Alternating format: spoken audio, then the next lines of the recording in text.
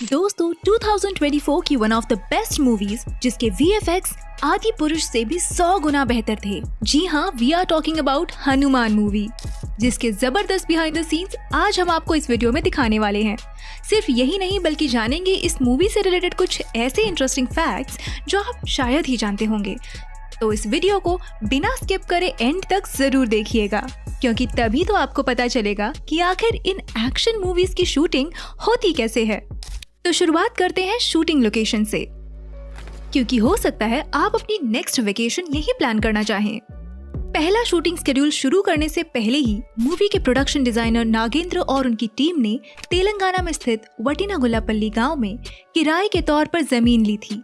Movie में जो हमें ये सुंदर अंजनाद्रि गांव दिखाया गया है, उस गांव का पूरा सेट इसी जमीन पर उन्होंने क्रिएट किया था और उस सेट को उन्होंने नाम दिया था Hanuman studio. How thoughtful.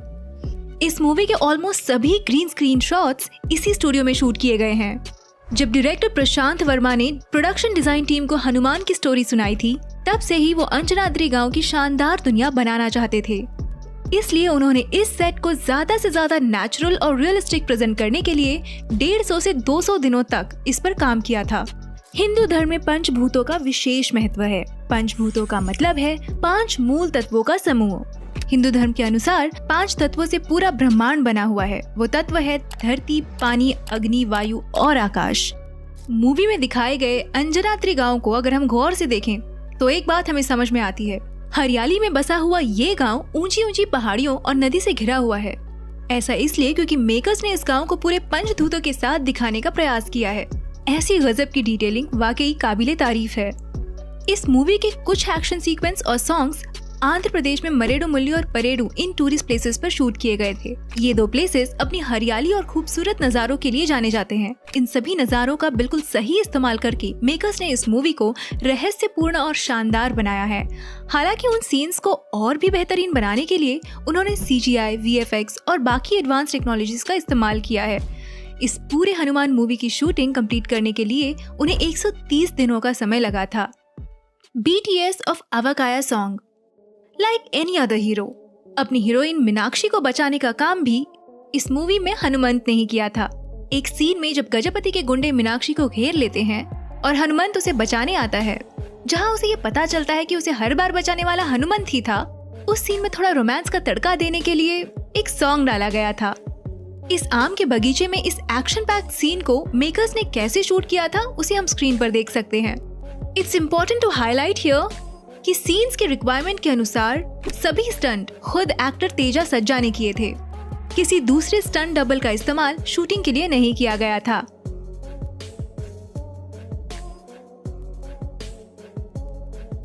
Movie का ये सीन तो आप सबको याद होगा, जब पोलीगार गजापति फिल्म की हीरोइन मीनाक्षी को अपने साथ लड़ने के लिए चुनौती देता है। तब मीनाक्षी के बदले हनुमंत इस चैलेंज को एक्सेप्ट करता है।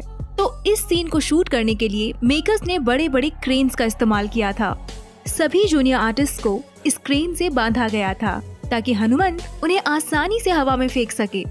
बाद में VFX की मदद से उन रस्सियों को रिमूव किया गया और ऑडियंस के लिए एक शानदार सीन को प्रेजेंट किया गया। अगेन आपको बता दें कि इन सभी सीन्स के लिए किसी भी स्टंट डबल का इस्तेमाल नहीं किया गया था। है ना कमाल की बात। Creation of Rudramani. ये पूरी मूवी एक मणि पर आधारित है। माइथोलॉजिकल स्टोरीज के हिसाब से ये मणि हनुमान जी के खून की एक बूंद से बनी है। अब इस मणि को कन्विंसिंग कैसे दिखाएं, ये मेकर्स का सबसे बड़ा चैलेंज था। इसके लिए प्रोडक्शन डिजाइनर टीम ने 100 अलग अलग टाइप्स की मणियां बनाई थी। जब तक एक मणि फाइनल होती, इस मूवी की आधी शूटिंग ऑलरेडी हो चुकी थी। And then finally one of the many was selected and it was worth hundreds of failure, isn't it? Character development. Teja Sajja as Hanumant. इस मूवी में तेजा सज्जा ने सुपर हीरो हनुमंत का रोल प्ले किया है। उनका ये छोटी दाढ़ी और लंबे बालों वाला लुक उन पर काफी जच रहा है और ऑडियंस ने पसंद भी किया है। इस लुक को फाइनल करने के लिए तेजा ने 25 ट्रायल्स दिए थे। उसके बाद जाके कहीं ये लुक फाइनलाइज हुआ था। वैसे देखा जाए तो करियर की शुरुआत में ही इतना चैलेंजिंग रोल प्ले करना तेजा के लिए बड़ा चैलेंजिंग रहा होगा। इस मूवी के स्क्रिप्ट के अनुसार तेजा सज्जा को काफी हद तक फिजिकल ट्रांसफॉर्मेशन करना पड़ा था ताकि वो इस रोल के लिए परफेक्ट दिख सके। इसके लिए उन्होंने 2 से 3 महीनों की स्पेशल फिजिकल ट्रेनिंग भी ली थी। समुथी रकनी एज विभीषण। हनुमंत के अलावा इस मूवी का सबसे इंटरेस्टिंग कैरेक्टर विभीषण का था, यानी समुति रत्नी का, जो कि एक ऋषि के अवतार में अंजनाद्री गांव पर नजर रखे हुए थे। आपको ये जानकर हैरानी होगी कि विभीषण का ये रोल पहले ऋषभ शेट्टी को ऑफर हुआ था, मगर ऋषभ शेट्टी कांतारा मूवी में बिजी होने के कारण इस रोल को एक्सेप्ट नहीं कर पाए। वैसे आपको क्या लगता है, अगर ऋषभ शेट्टी इस रोल को करते तो क्या वो बेहतर कर पाते? वेल, आई थिंक समुति रत्नी did a great job here. इस क्लिप में हम देख सकते हैं कि कैसे डायरेक्टर समुति रत्नी को समझा रहे हैं कि ऋषि की एंट्री सीन को कैसे परफॉर्म करना है। Now let's move to the most thrilling part of the movie, the helicopter scene. ये सीन तो आप सभी को याद होगा, जिसमें हनुमंत और माइकल के बीच बहुत बड़ी हाथापाई होती है और उसी हाथापाई में माइकल के हाथ मणि लग जाती है, जिसे लेकर वो हेलीकॉप्टर से भागने की कोशिश करता है, मगर हनुमंत उसी हेलीकॉप्टर को ब्लास्ट कर देता है।